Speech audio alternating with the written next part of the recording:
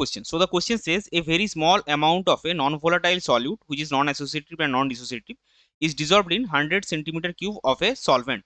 At room temperature, the vapor pressure of the solution is 98.7 millimeter of Hg, while that of a pure solvent is 100 millimeter of Hg.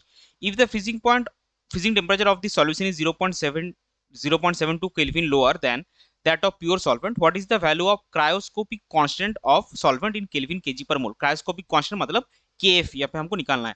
Round off your answer to the nearest whole number. Report your answer as 0 if you find data insufficient. और हमको क्या given है? Given है molar mass of solvent is 78 gram per मोल. तो चलिए सबसे पहले देखते हैं इस क्वेश्चन का की कॉन्सेप्ट क्या है. सो इस क्वेश्चन का की कॉन्सेप्ट है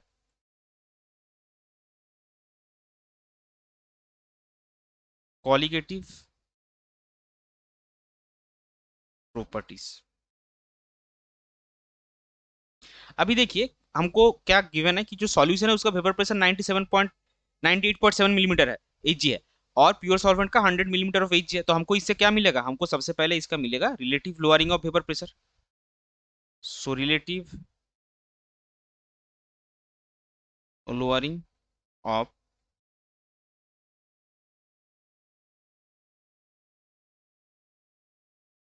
वेपर प्रेशर कितना आएगा? आपका था 100 माइनस 98.7 बाई 100, और इसका वैल्यू क्या आएगा? ये आपका है 1.3 बाई 100 यानी कि 0.013. और हमको पता है relative lowering of vapour pressure is equal to the mole fraction of solute. So mole fraction of solvent क्या आएगा? तो ये X2 होगा mole fraction of solute. So mole fraction of solvent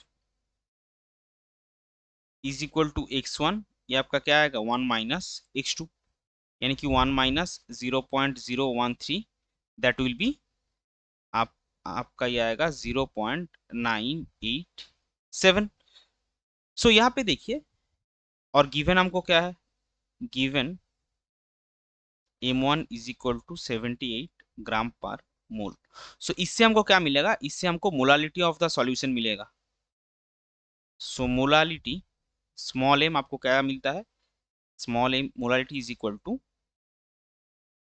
X2 by X1 into 1000 by M1. So इसका value क्या बैठेगा आपको? 0.013 into 1000 by 0.987 into 78 and that will be is equal to 0.17. तो ये आपका मोलालिटी निकल गया. अभी देखिए गिवन डेल्टा TF आपका कितना गिवन है? डेल्टा TF आपका गिवन है 0.72 केल्विन. नाउ तो KF आपका क्या आएगा? KF will be delta TF by M, क्योंकि जो फॉर्मूला होता है डिप्रेशन ऑफ फ्रीजिंग पॉइंट का वो क्या होता है? Delta TF is equal to KF into M. So इसका वैल्यू डेल्टा TF आप बिठाए 0.72 और M का वैल्यू हमारा कितना आया था? 0.17.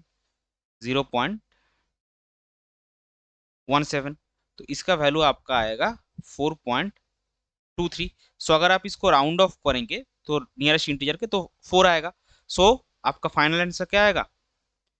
अच्छा, इसको हम केल्विन केजी पर मोल.